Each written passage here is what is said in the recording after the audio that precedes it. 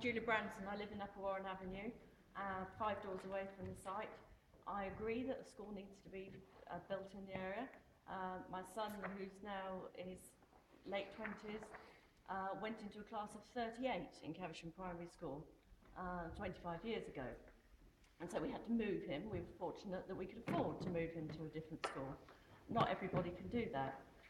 But what I want to understand, and I know it's historic, you've talked about what went on before 2010 and what's happened since with Mapledale and Fairfield, but what about before that? You know, the council, and I'm afraid I don't know who was in power at the time, but the council have been negligent in dealing, or not dealing, with the building of a primary school at Bugs Bottom years ago, when they were given a site by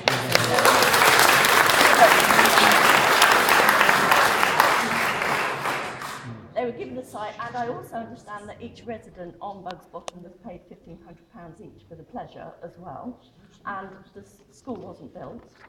So it's been a problem that's been ongoing. That doesn't solve the problem, because I recognise that a school is required. But for the reason that Neil has laid out, and I've seen the feasibility study, it is just not a suitable, safe site for children. I would worry if my children were going to that school, I can tell you, or my grandchildren. It's just not safe or suitable. And therefore, my question, that's my observation, but my question, I know the EFA aren't here, which is a crying shame, but the trustees and the staff, the headmistress of the school are here, and I'd like to know whether they think it's a suitable site for their children.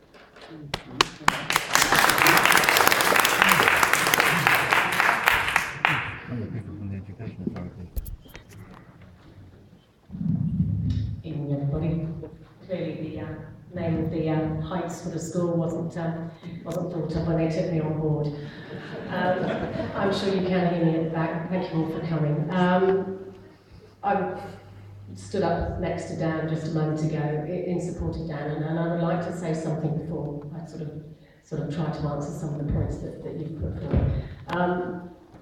For 2 years, there have been a group of people who volunteered their time to try to ensure that a school is pulled together and developed for a community. There were, in fact, 94 children in this area, not 50, not 80, but 94 children who potentially were going to be without a place to join reception in September. That's a huge number of children. We've got a very big problem. We can be part of that solution, and we need, to really work together as a community to try to solve that. And all of your points are they're probably being considered already, but they're being written down, they're being noted. This is a meeting where those points need to be added. We don't have all of the answers yet. We don't have the answers in terms of safe access. We know that that's an issue. I would love for someone to turn around and say, Karen, here's 10 acres, go and build a school. Marvellous, absolutely fantastic, with loads and loads of space around. That has not been made available to us at all.